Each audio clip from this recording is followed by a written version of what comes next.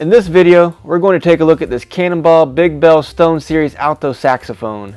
I'm going to give it a detailed review from a technician's perspective and from a player's perspective. I'm going to rate it from 0 to 100, and at the end of the video, I will give it a play test and give an up-close video of all the features of this saxophone. Let's get started.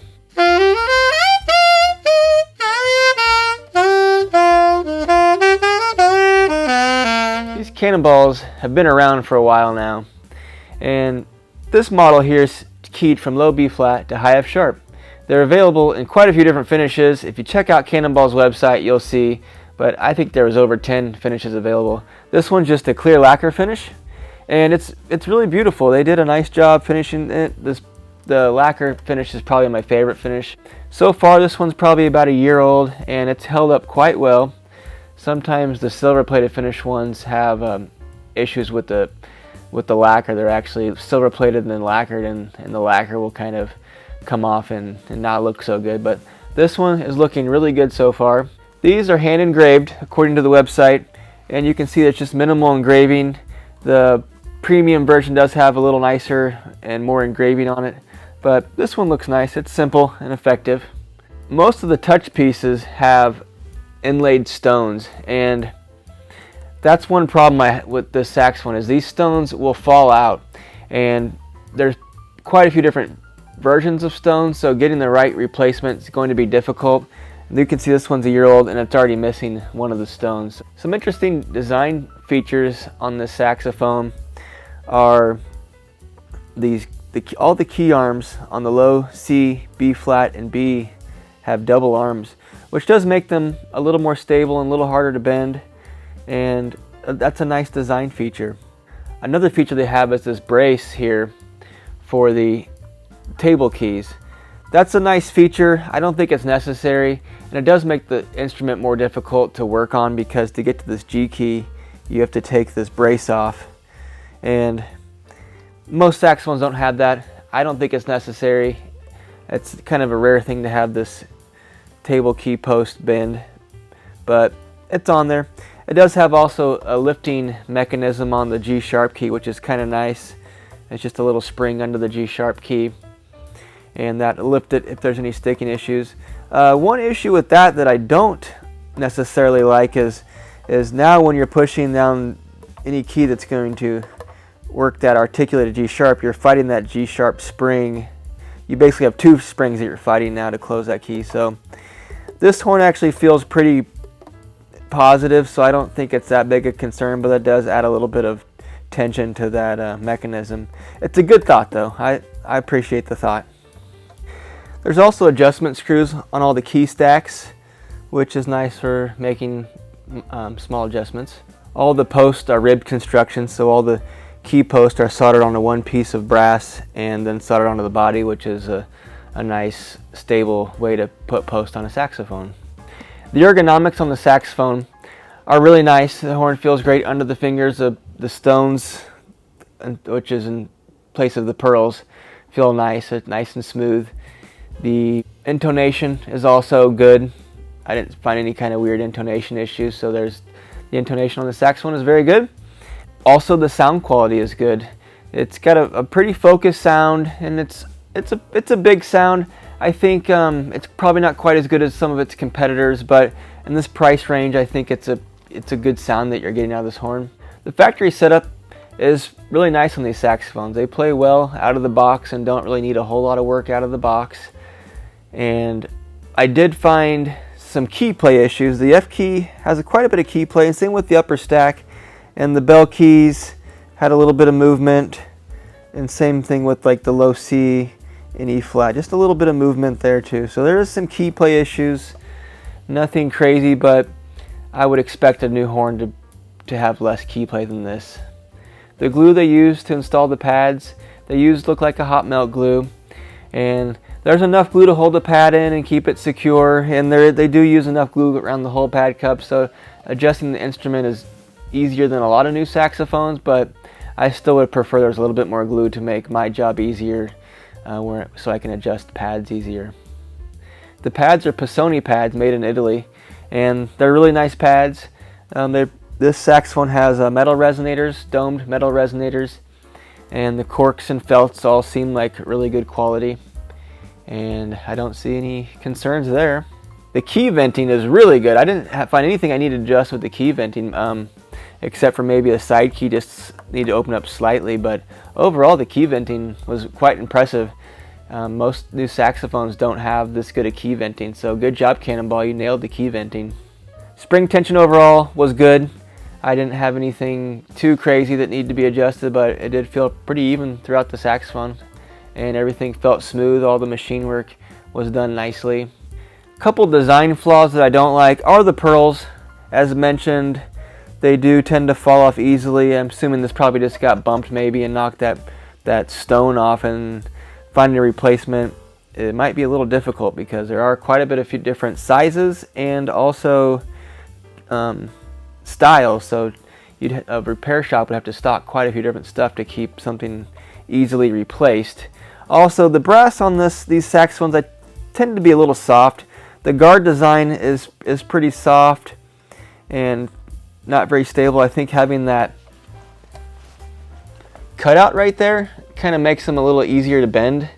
This one already has a little bit of bend on the low C key. And the tenors and the berries, especially the berries I've gotten, it seems like the keys are really flimsy. So I just think the brass is a little soft. So something to keep in mind if you're looking to purchase one of these. Before I move on to the rating system, let me know if you have one of these, what you think of it, if you had any problems. I've worked on quite a few of these and haven't had too many major issues like just the stuff I've mentioned already. And also, if you don't mind, please subscribe to my channel. Thank you very much for that. Let's move on to the rating system. I have a rating system I've developed. I have a system for new professional saxophones, new student model saxophones, and vintage saxophones. This one's probably considered more of an intermediate, but I will rate it under the professional saxophone system and put it on that spreadsheet once that spreadsheet's done. And the rating system is 10 categories, and each category has up to 10 points.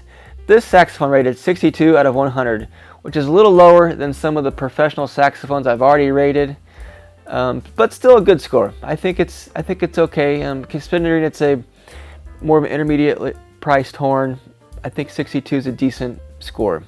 Ease of future adjustments. How much this will need to be in the shop and how easy it is to adjust. That rated a 6 out of 10. Key venting. I gave this saxophone a 10 out of 10 because there really wasn't anything that needed to be adjusted. Sound quality, 7 out of 10. It's a good sound quality. I think some of the competitors are a little bit better. Build quality, 5 out of 10. That includes the key play and maybe the brass that's a little soft.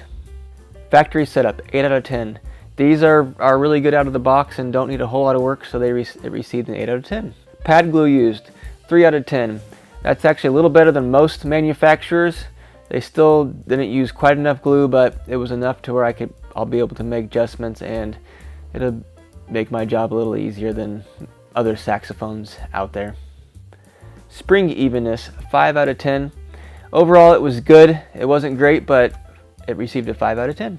Material quality. This includes the pads, felts, the type of brass used, springs, and in this case it received a 5 out of 10, and that's because the brass tend to be a little soft with these, and the guards are soft, the pearls or the stones tend to fall off, and so that rate's a little lower than a lot of saxophones I've reviewed so far. Cosmetic looks and finish quality. The finish on this is beautiful. The engraving's nice, and before stuff starts falling off, it's a pretty nice looking saxophone.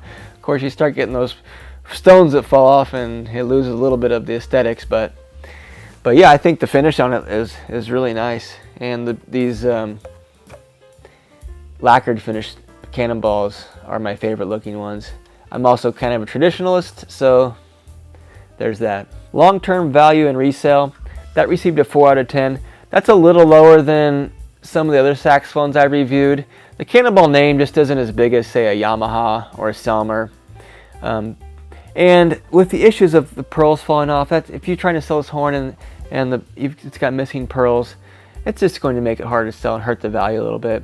That being said, there are more affordable price horns, so you will be losing less than something you've paid more money for. So it's still probably a good value in my book.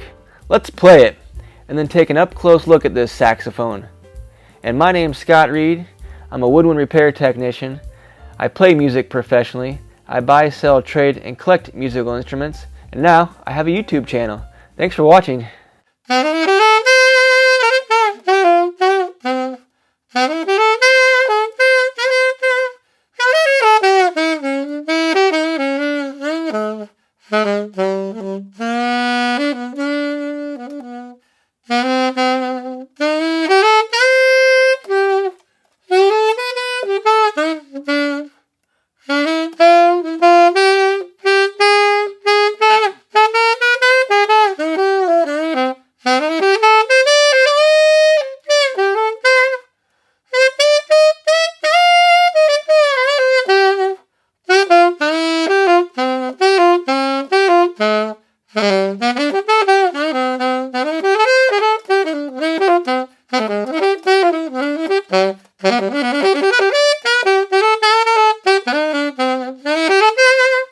Just for fun, let's compare it to this 1960 Mark VI.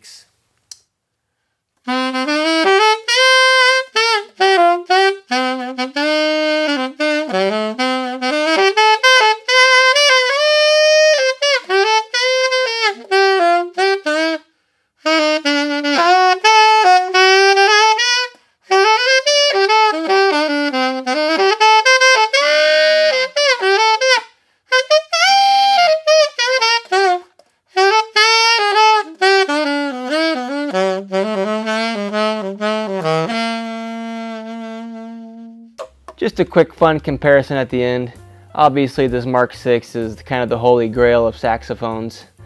One other thing I didn't mention is this is the big bell series, and so it does have a quite a bit bigger bell, as you can probably see by looking at this video. So one concern about that is finding an aftermarket case. It could be a little difficult to find a case for this saxophone because the bell's a little bit bigger. Kind of probably almost looks like the same size as my Busher 400, which I have to use a ProTech XL, which is a nice case, so just something to consider. Thanks for watching. Let's move on to the up-close video of this saxophone.